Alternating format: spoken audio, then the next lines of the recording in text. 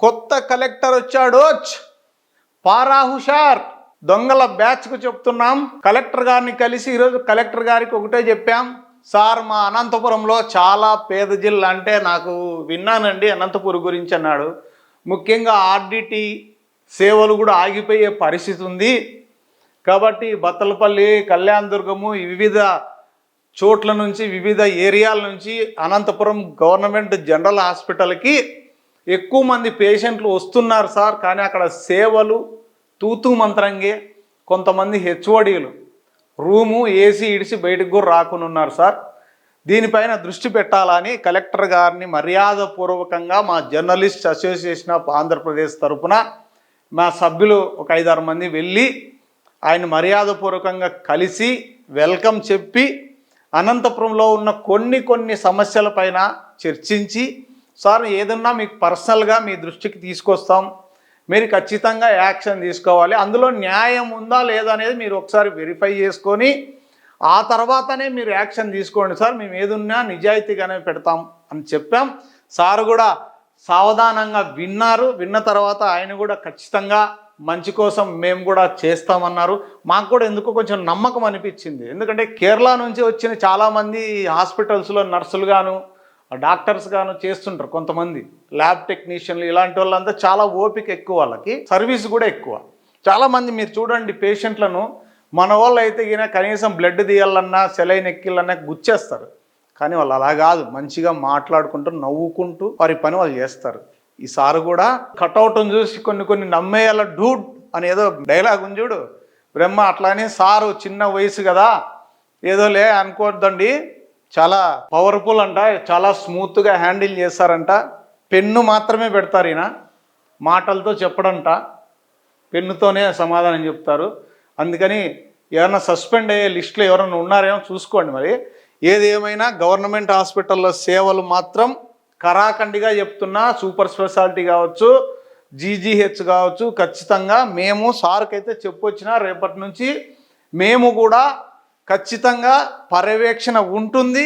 పేద ప్రజల కోసం ఏపీ 39 టీవీ అలుపెరగని పోరాటం చేస్తుంది, ఇందులో నో డౌట్. గవర్నమెంట్ హాస్పిటల్ నిన్న ఒక ఆయన ఫోన్ చేశాడు, పాపం రాత్రి ఏడుస్తున్నాడు. 11 గంటలకు 10 గంటలకు వచ్చి ఓపీ టోకన్ తీసుకొని దాదాపు 30 మంది లైన్లో ఉంటే వాళ్ళ భార్యకు ఓవర్ బ్లీడింగ్ అవుతుందంట. ఆయన చెప్పాడు, ఆ వాయిస్ రికార్డు కూడా ఉంది నా దగ్గర.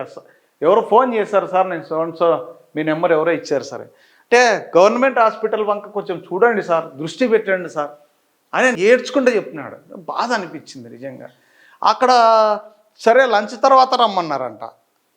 మరి లంచ్ తర్వాత వస్తే ఆ డాక్టర్ లేడంట, ఈ డాక్టర్ రాలేదు, ఇంకో డాక్టర్ దగ్గరికి పోని ఇక్కడున్న గుంపునంతా తీసుకుపోయి మళ్ళీ ఒక 50 మంది లైన్ అయింది. ఆమెకు అసలే ఓవర్ బ్లీడింగు.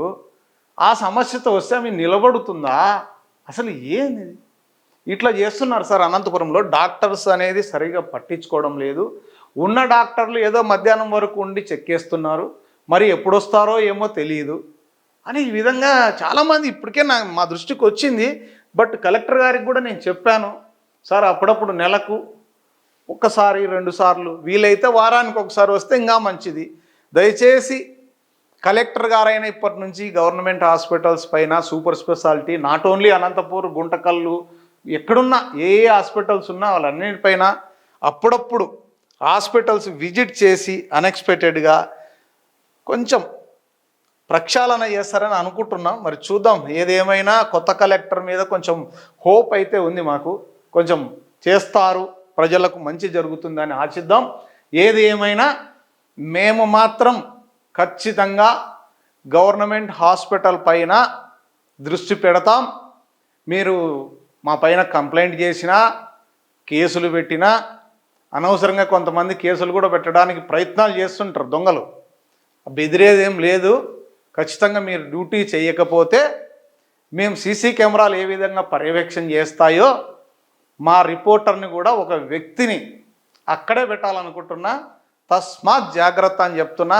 అది అందరి డాక్టర్ను అనడం లేదు నేను, కేవలం కొంతమంది దొంగల్ని, కొంతమంది మాత్రం ఉన్నారు, వారు ఎవరెవరు అనేది మా దృష్టికి వచ్చింది ఆల్రెడీ. మీకే చెప్తున్నాను సార్, ఇప్పటి నుంచైనా కొంచెం జీతం తీసుకున్నందుకు సేవలు చేయండి. పేద ప్రజలు ఎక్కడి నుంచో వస్తున్నారు, వారికి డబ్బులు ఉంటే గవర్నమెంట్ హాస్పిటల్కి రారు, వారికి తెలుసు గవర్నమెంట్ హాస్పిటల్ పోతే ఏదో ఏమో చేస్తారు తూతూ మంత్రంగా.